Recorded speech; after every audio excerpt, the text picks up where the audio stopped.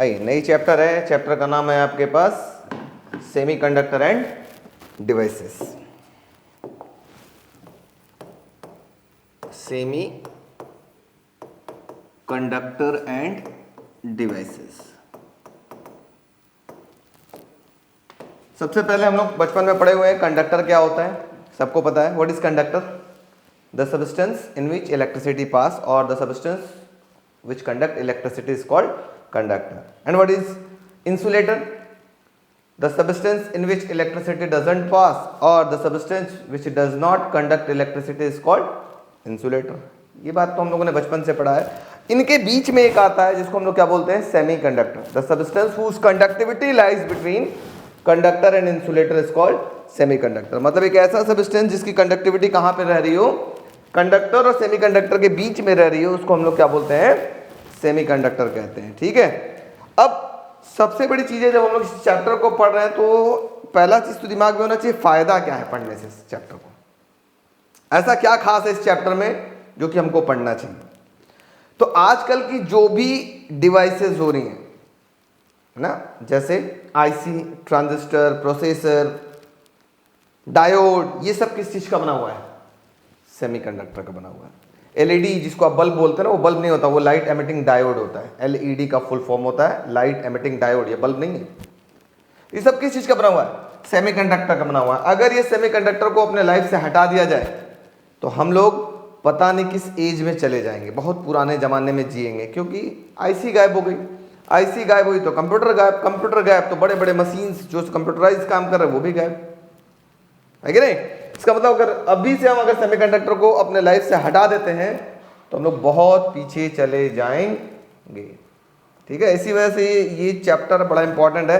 जो बच्चे electrical engineering लेते हैं, इलेक्ट्रॉनिक्स लेते हैं, उनके लिए तो ये बहुत ज़्यादा इंपॉर्टेंट है। ठीक है, बहुत ज़्यादा इंपॉर्टेंट, बहुत ज़्यादा इसकी ज़रूरत पड़ती है, बार बार बार बार हर जगह पड़ती है। आज जो कंप्यूटर अभी भी 12th क्लास में लिए उनमें लॉजिक गेट वगैरह पढ़ते हैं ना, तो पहले तो यहाँ पे लॉजिक गेट वगैरह था, बहुत सारे टॉपिक था जिस इस चैप्टर से निकाल दिया गया। जैसे ऑक्सीलेटर हुआ करता था, फिर आपके पास लॉजिक गेट्स वगैरह होता था, ठीक है, फिर ट्रांजिस्टर होता था, ये सबको हटा दिया गया। तो अब आप चैप्टर को और आसान कर दिएगा, मतलब एकदम हलवा चैप्टर, लो खाओ 7 नंबर लेके चले जाओ, सीधी सी बात। ठीक है। तो व्हाट इज सेमीकंडक्टर? मोटी मोटा बात याद रखा जाए, the substance whose conductivity lies between conductor and insulator. इन दोनों के बीच का होता है, कंडक्टर और इंसुलेटर के बीच का जो होता है उसको हम लोग क्या बोलते हैं, सेमी कंडक्टर कहते हैं। यहां तक सबको पता होना चाहिए था, शायद उम्मीद है कि सबको पता था। सबको पता था? Yes no? वीडियो वाला जल्दी बताओ, आप ही लोगों सिर्फ हाँ या ना, जो भी बातें होंगी आज आप ही से होंगी। Very good. अच्छा, अब इसमें देखो ध्यान से सुनने वाली बातें हैं। ये जो सेमीकंडक्टर है हमारे एनवायरनमेंट में दो टाइप्स के पाए जाते हैं, दो टाइप से। कैसे कैसे पाए जाते हैं? एक पाया जाएगा एलिमेंटल फॉर्म में, एलिमेंटल सेमीकंडक्टर, जो एलिमेंट के फॉर्म में होगा, just like silicon, germanium and so on. Element के रूप में पाया जाता हो ऐसे सेमीकंडक्टर को हम बोलते हैं एलिमेंटल सेमीकंडक्टर। एंड दूसरा होता है, पाया जाता है कंपाउंड फॉर्म में, कंपाउंड सेमीकंडक्टर जिसको बोलते हैं। ये किस फॉर्म में पाया जाता है? कंपाउंड के फॉर्म में पाया जाता है। फॉर एग्जांपल, जैसे बात किया जाए लेड सल्फाइड, पीबीएस, गास सबसे इंपॉर्टेंट गैलियम आर्सेनाइड, है ना, इंडियम फॉस्फाइड, बहुत सारे ऐसे सेमीकंडक्टर है जो कंपाउंड फॉर्म में पाए जाते हैं। तो हमारे पास जनरली जो सेमीकंडक्टर है वो दो फॉर्म में पाए जाते हैं, एलिमेंटल फॉर्म में एंड कंपाउंड फॉर्म में। ठीक है, चलिए लिखते हैं, चलो स्टार्ट करते हैं फटाफट। हेडिंग लिखिएगा सेमीकंडक्टर, छोटा छोटा लिखते चलते हैं, बढ़ते चलते हैं आगे आगे। Semiconductor, write down, the substance whose conductivity lies between, the substance whose conductivity lies between conductor and insulator, the substance whose conductivity lies between conductor and insulator is called semiconductor. called semiconductor. Next heading, types of semiconductor. Types of semiconductor, बस याद रखिएगा दो form में है, दोनों लिख लीजिएगा, elemental और दूसरा कंपाउंड सेमीकंडक्टर। इन दोनों को फटाक से बस हेडिंग लिख लो, ज़्यादा इसमें डेफिनेशन लिखने की जरूरत नहीं है। बात करते हैं energy band diagram, ENERGY, energy band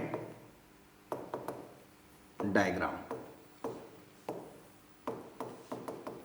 ठीक है, एनर्जी बैंड डायग्राम क्या होता है, ध्यान से सुनिएगा, प्रयास करिएगा समझने के लिए, समझ में आ जाएगा। नीचे एक लेवल होता है, ये कौन सा लेवल होता है, उसको एनर्जी लेवल बोलते हैं, इसको हम बोलते हैं वैलेंस बैंड। क्या बोलते हैं, वैलेंस बैंड। वैलेंस बैंड होगा, इसके अंदर क्या होगा, ज्यादा इलेक्ट्रॉन की संख्या ज्यादा होगा, इसके अंदर इलेक्ट्रॉन ज्यादा होंगे, ऐसे इसके अंदर होल्स कम होंगे, होल्स कम होंगे। इलेक्ट्रॉन होल्स क्या होता है, अभी थोड़ी देर बाद हम लोग डिस्कस करते हैं। वैकेंट स्पेस कम होगा, ठीक है। दूसरा एक एनर्जी लेवल होता है जस्ट इसके ऊपर, इसको हम बोलते हैं कंडक्शन बैंड। क्या बोलते हैं, कंडक्शन बैंड। इसको हम बोलते हैं वैलेंस बैंड, वैलेंस बैंड, ठीक है। कंडक्शन बैंड में क्या होता है बच्चों, कंडक्शन बैंड में होल्स ज्यादा होता है as compare to free electrons, ठीक है। इनके बीच का जो गैप होता है इसको हम बोलते हैं forbidden energy gap, FORBIDDEN, forbidden energy gap. अब समझो बहुत क्या है, कहानी क्या है, बहुत इजी। जब इलेक्ट्रॉन, क्या होता है सेमीकंडक्टर के अंदर, थोड़ा ध्यान से समझने का प्रयास करिएगा। जब इलेक्ट्रॉन वैलेंस बैंड से अगर कंडक्शन बैंड में आसानी से पहुंच जाता है, तब हम कहेंगे वो इलेक्ट्रिसिटी आसानी से कंडक्ट कर पा रहा है या कर पाएगा, ठीक है।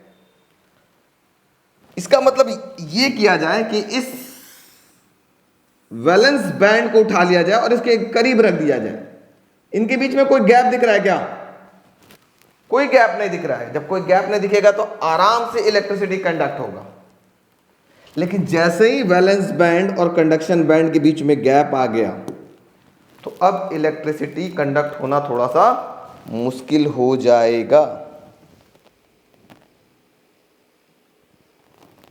क्या हो जाएगा, थोड़ा मुश्किल हो जाएगा।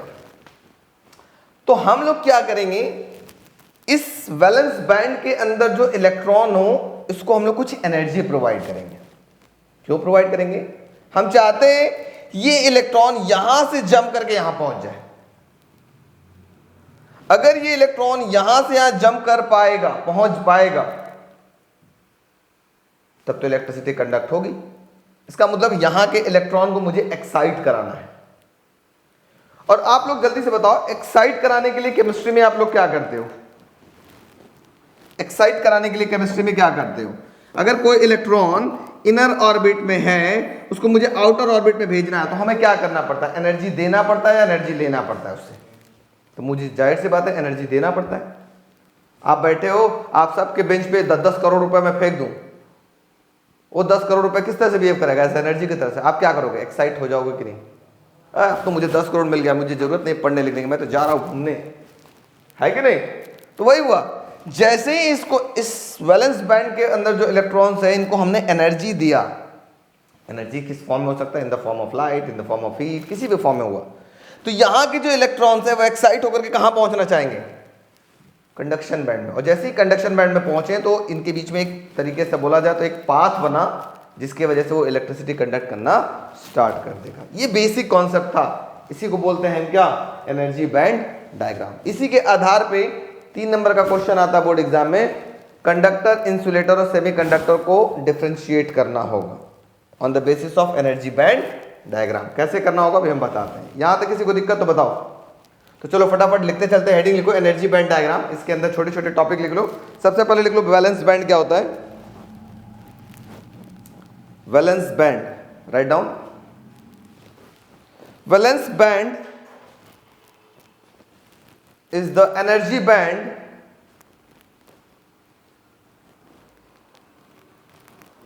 energy band occupied by valence electrons, occupied by valence electron.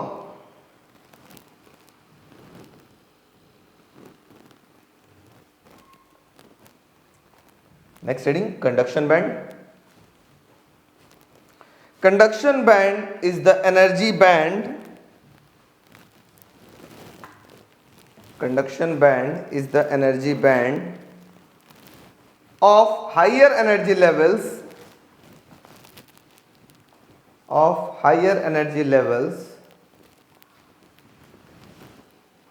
which is either empty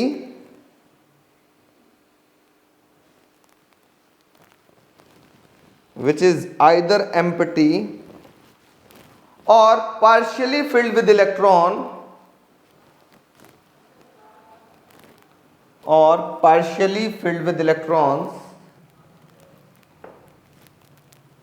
above the valence band,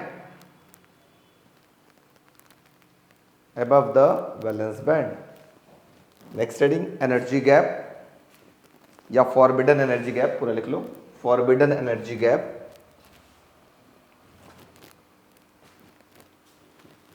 लिखिएगा, it is the separation between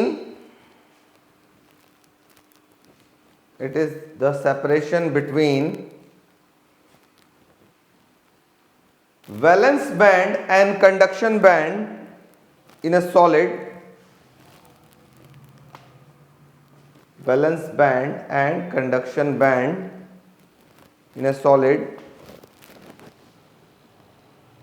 is called energy gap. ये फीगा बना लीजिएगा फटाक से। Classification of solid on the basis of energy band diagram.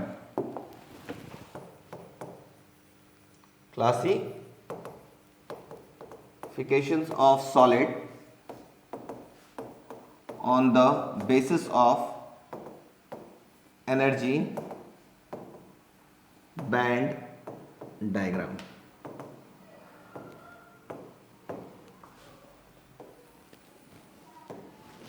ठीक है,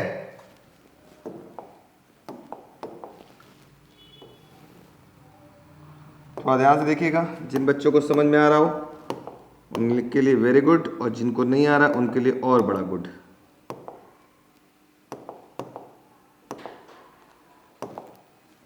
ठीक है, एक तरफ बात करते हैं हम लोग, इधर बात कर लेते हैं। सबसे पहले कंडक्टर, CONDUCTOR, कंडक्टर। सबसे लास्ट बात करते हैं कंडक्टर। इधर लिख देते हैं कंडक्टर, इधर लिखते हैं सबसे पहले इंसुलेटर, INSULATOR, इंसुलेटर। इधर बात करते हैं हम लोग सेमी कंडक्टर, और इधर बात करते हैं कंडक्टर। ठीक है बच्चों, थोड़ा ध्यान से सोचना, समझना और बताना आप सभी लोग। ठीक है, ठीक। ये कौन सा बैंड है बच्चों, और ये कौन सा बैंड है, जल्दी बताओ। नीचे वाला कौन सा बैंड है, वैलेंस बैंड। ऊपर वाला कंडक्शन बैंड। इनके बीच की जो गैप है इसको हम बोलते हैं एनर्जी गैप। अगर ये गैप बहुत ज्यादा बड़ा हो जाए, बहुत ज्यादा का मतलब ये energy gap 3 electron volt 3 eV से बड़ा हो जाए, तो क्या होगा, यहाँ वाले जो कंडक्शन बैंड पे इलेक्ट्रॉन है, इनको कितना भी आप एनर्जी दे, क्या वो एक्साइट होकर के यहाँ तक पहुँच पाएंगे? नहीं पहुँच पाएंगे। जब पहुँच ही नहीं पाए तो क्या इलेक्ट्रिसिटी कंडक्ट होगा? नहीं होगा। इसी को हम क्या बोलते हैं? इंसुलेटर। बात समझ में आई? इसका मतलब अगर एनर्जी गैप 3 इलेक्ट्रॉन वोल्ट से ज़्यादा है तो वैलेंस बैंड का इलेक्ट्रॉन कहाँ? कंडक्शन बैंड में नहीं पहुंच पा रहा है, जिसके वजह से इलेक्ट्रिसिटी कंडक्ट नहीं हो रही है। इसी वजह से इसको क्या बोला गया? Insulator.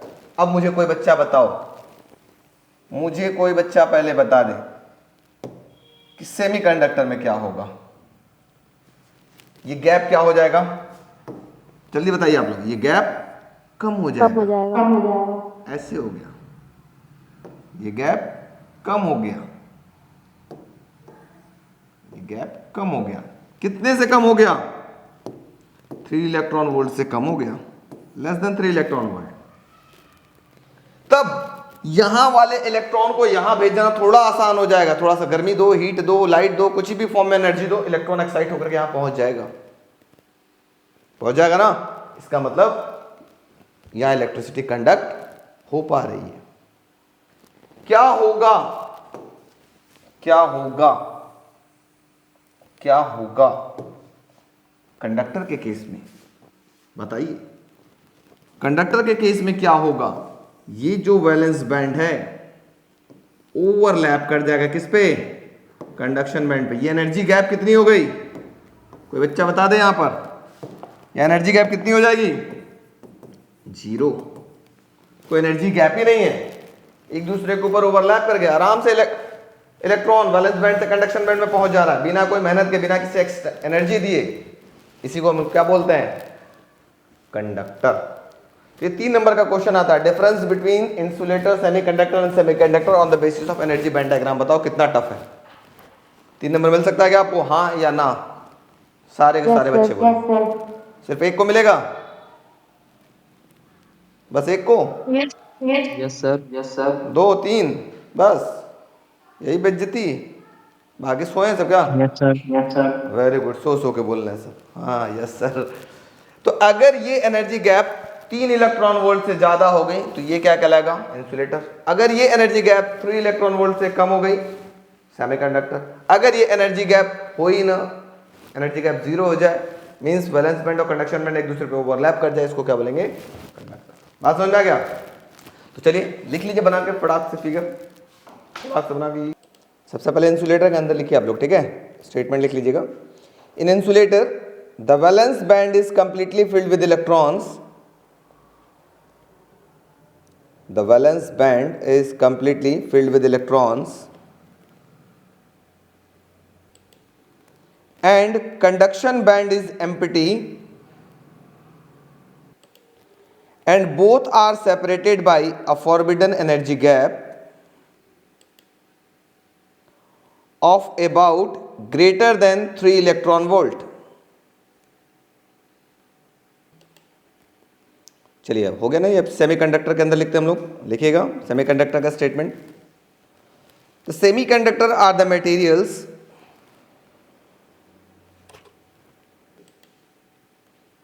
in which the forbidden energy gap between the valence band and conduction band is very small, that is less than 3 electron volt. Conductor के अंदर लिखिएगा आप लोग statement, a solid in which valence band and conduction band are partially filled or valence band and conduction band overlap each other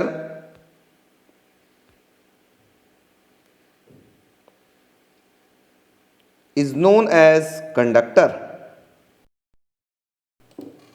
bracket में लिख लीजिएगा, that is Eg, ऐसे Eg equal to 0, ये जैसे लिखा हुआ है, ठीक है? एनर्जी गैप क्या होता है इसमें? 0 होता है।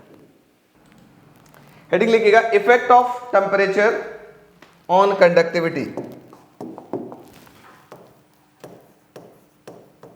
Effect of temperature on conductivity, point wise करके लिखिएगा। पॉइंट नंबर 1 देखिए, point number 1, conductivity of semiconductor, conductivity of semiconductor का जो कंडक्टिविटी है increases with the rise of temperature या with the increase in temperature. मतलब सेमीकंडक्टर का टेम्परेचर बढ़ाएंगे तो कंडक्टिविटी क्या होगी, बढ़ेगी। सर कहना क्या चाहते हैं? कहना सिंपल सी बात है, सेमीकंडक्टर है, टेम्परेचर क्या है, मतलब हीट के फॉर्म में एनर्जी दे रहे, हीट जितना ज्यादा हीट देते जाएंगे उतना ज्यादा एक्साइट होगा, उतना ज्यादा नंबर ऑफ इलेक्ट्रॉन्स यहाँ जाएंगे, तो इसकी कंडक्टिविटी बढ़ रही है कि घट रही है? बढ़ रही है। सीधी सी बात कि जितना ज्यादा हम एनर्जी दे रहे हैं उतना ज्यादा यहाँ पर इलेक्ट्रॉन जंप करके कंडक्शन बैंड में पहुंच रहे हैं। इसका मतलब हम कहेंगे कि जैसे जैसे हमने टेम्परेचर बढ़ाया सेमीकंडक्टर की कंडक्टिविटी क्या हो गई, बढ़ने लगी। पॉइंट नंबर 2 इसी का जस्ट उल्टा चैप्टर नंबर 3 में पढ़ा था, देख लीजिए। Conductivity of metallic conductor, conductivity of metallic conductor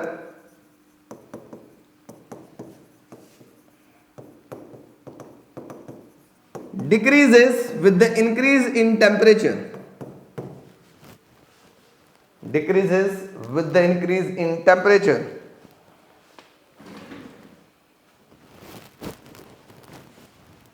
decreases with the increase in temperature। इसका मतलब अगर मेटेलिक कंडक्टर है उसका टेम्परेचर आप बढ़ाओगे तो उसकी कंडक्टिविटी क्या होगी, कम होने लगेगी। जस्ट इसका उल्टा चलता है, सेमीकंडक्टर का उल्टा चलेगा।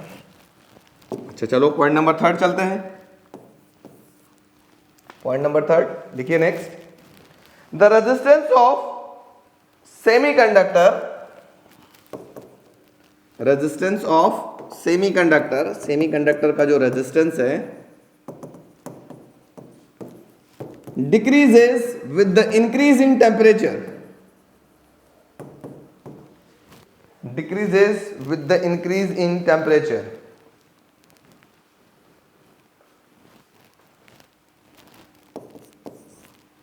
सेमीकंडक्टर का रेजिस्टेंस कम होने लगेगा। इसका मतलब है जैसे जैसे टेम्परेचर बढ़ा रहे हैं इनके बीच का जो रेजिस्टेंस है, इलेक्ट्रॉन को यहाँ नहीं जंप करने दे पा रहे थे, वो कम होते जा रहा है। इलेक्ट्रॉन आसानी से जंप करता चला जा रहा है, इसका रेजिस्टेंस कम होते चला जा रहा है। सीधी सी बात कि जैसे जैसे टेम्परेचर बढ़ाएंगे सेमीकंडक्टर का रेजिस्टेंस क्या होगा, कम होने लगेगा। याद करो कंडक्टर में क्या होता था, किसी कोई बच्चा हमें बता दे रेजिस्टेंस क्या होता था, ये तो सबको याद होना चाहिए।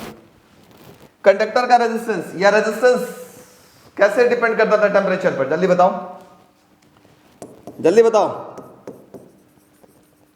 अरे resistance is directly proportional to temperature. इसका मतलब जैसे जैसे टेम्परेचर बढ़ाते थे वैसे वैसे रेजिस्टेंस क्या होता था, बढ़ता था। तो मेटेलिक कंडक्टर के लिए रेजिस्टेंस क्या होगा, बढ़ेगा। कब, अगर टेम्परेचर बढ़ रहा होगा तो।